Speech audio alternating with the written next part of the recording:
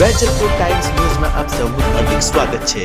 પંચમહાલ જિલ્લાના કાલોલ તાલુકામાં આવેલ વેજલપુર ગામમાં સર્વોદય વિકાસ ટ્રસ્ટ સંચાલિત જેસી એજ્યુકેશન અને પંચમહાલ જિલ્લાના ગોધરા તાલુકામાં આવેલ કુરબાન જાગૃત ચેરિટેબલ ટ્રસ્ટ। હા મિત્રો, આ છે જરહરતું આપણા પંચમહાલનું ગૌરવ। સર્વોદય વિકાસ ટ્રસ્ટ સંચાલિત જેસી એજ્યુકેશનના વિદ્યાર્થીઓ અને કુરબાન જાગૃત ચેરિટેબલ ટ્રસ્ટના વિદ્યાર્થીઓ આમને સામને થયા હતા અને તેમની વચ્ચે કોમ્પિટિશન રાખવામાં આવ્યું હતું। કબડ્ડી અને ખોખો જેવી રમત રમાડવામાં આવી હતી। મેદાનમાં ઉતરો, હિંમત લઈ, જીત હારને સ્વીકારવી એ ખેલાડીની ઓળખ થઈ।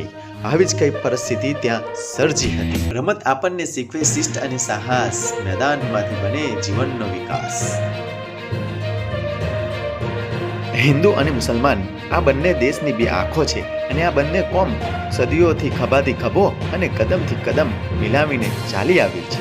એટલે જ તો મારો ભારત દેશ મહાન છે અને તે સર્વોદય વિકાસ ટ્રસ્ટ અને કુરબાન જાગૃત ચેરિટેબલ ટ્રસ્ટે કરીને બતાવ્યું। તમે સાફ આ વિડીયોમાં જોઈ શકો છો।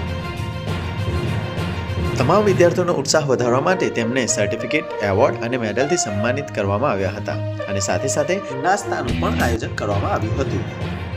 આ ખેલ મહાકુંભનું નામ રાખવામાં આવ્યું હતું પંચમહાલ ભણશે, પંચમહાલ રમશે। રમત ગમત માત્ર મનોરંજન નથી, પરંતુ જીવન ઘડવાનું શક્તિશાળી હથિયાર છે। રમત આપણને શિસ્ત, સહનશીલતા, ટીમવર્ક અને સકારાત્મક સ્પર્ધા શીખવે છે। જીવનના સાચા પાઠ રમતના મેદાનમાં જ મળે છે। જીત મળે તો વિનમ્ર રહેવું અને હાર મળે તો હિંમત ન હારવી। આજના સમયમાં સ્વસ્થ શરીર સાથે સ્વસ્થ મન હોવું જરૂરી છે। રમત ગમત આપણને શારીરિક રીતે તંદુરસ્ત રાખે છે અને માનસિક રીતે મજબૂત બનાવે છે।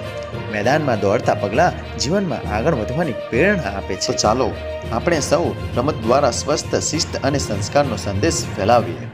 હું તંત્રી યોગેશ કુમાર કાછિયા, પ્રેસ રિપોર્ટર સિદ્દીકભાઈ ટપ।